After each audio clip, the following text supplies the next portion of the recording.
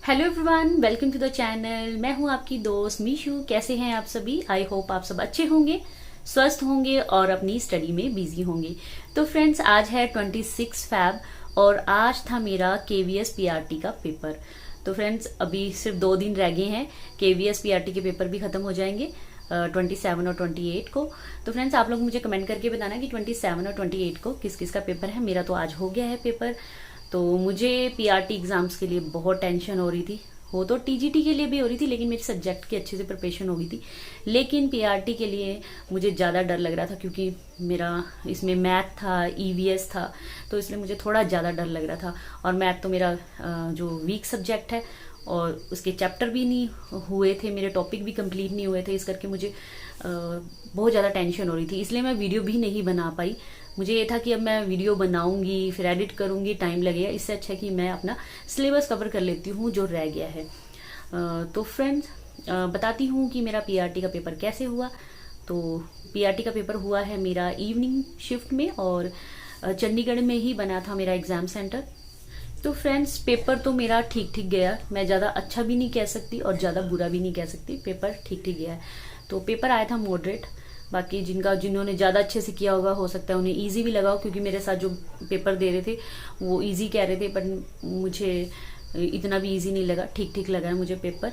तो सबसे पहले बात कर लेते हैं करंट अफेयर और जीके की।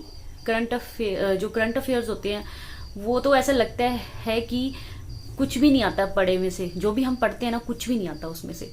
जीके तो फिर भी ठीक हो जाती है, जीके के क्वेश्चन, और जीके के ही क्वेश्चन होते हैं उसमें से। करंट अफेयर्स का तो मुझे लगता नहीं है कि कुछ भी आता है जो मैं पढ़ती हूँ, कभी भी नहीं आया।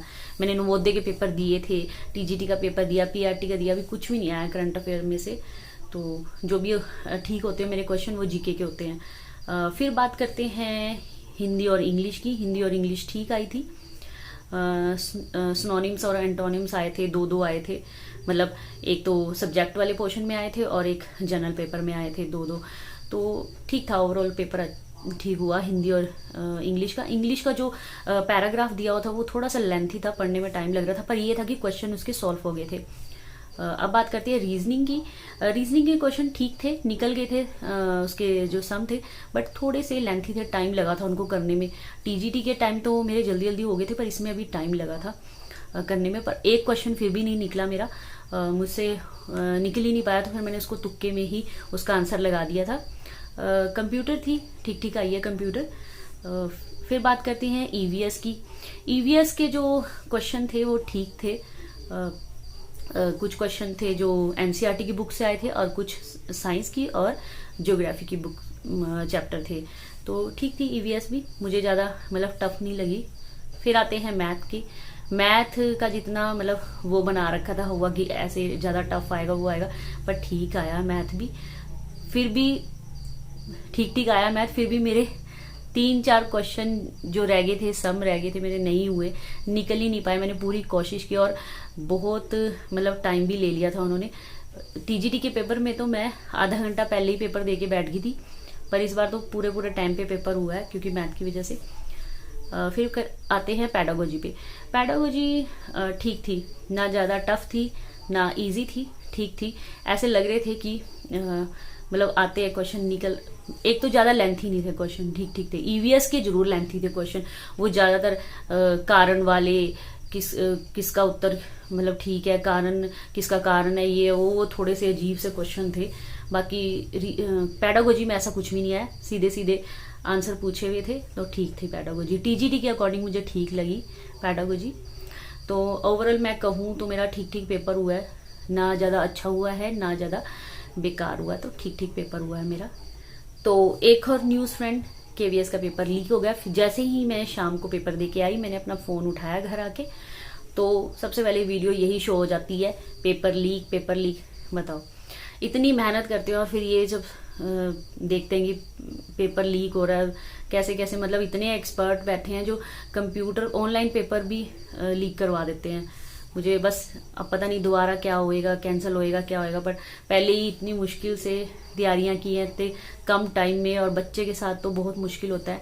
मेरा बेटा तो इतना परेशान हो जाता है मेरी पढ़ाई के चक्कर में, ना तो मैं उसे कहीं घुमा पाती हूँ ना खेल पाती हूँ उसके साथ।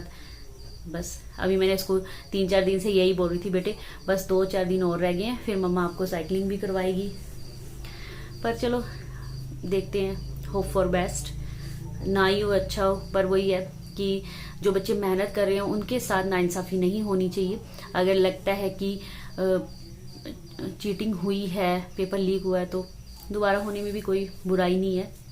फिर यानी कि अपनी तैयारी कंटिन्यू रखे, जो जो चैप्टर नहीं हुआ है उसको पढ़ते रहिए, क्योंकि अगर बाई चांस पेपर दोबारा हो गया तो हम और अच्छा कर पाएंगे। और हाँ फ्रेंड्स, एक और न्यूज़ है, मैंने अपनी टीजीटी हिंदी की आंसर की मिला ली थी, तो मैं उसके बारे में अलग से वीडियो बनाऊंगी, क्योंकि मुझे अभी खाना भी बनाना है। मैं ज़्यादा लंबी वीडियो नहीं बनाऊंगी, उसका मैं कल आराम से आप लोगों को बताऊंगी कि मेरे कितने मार्क्स आए हैं, और अलग अलग सेक्शन में बताऊंगी कि कितने कितने मार्क्स आए हैं।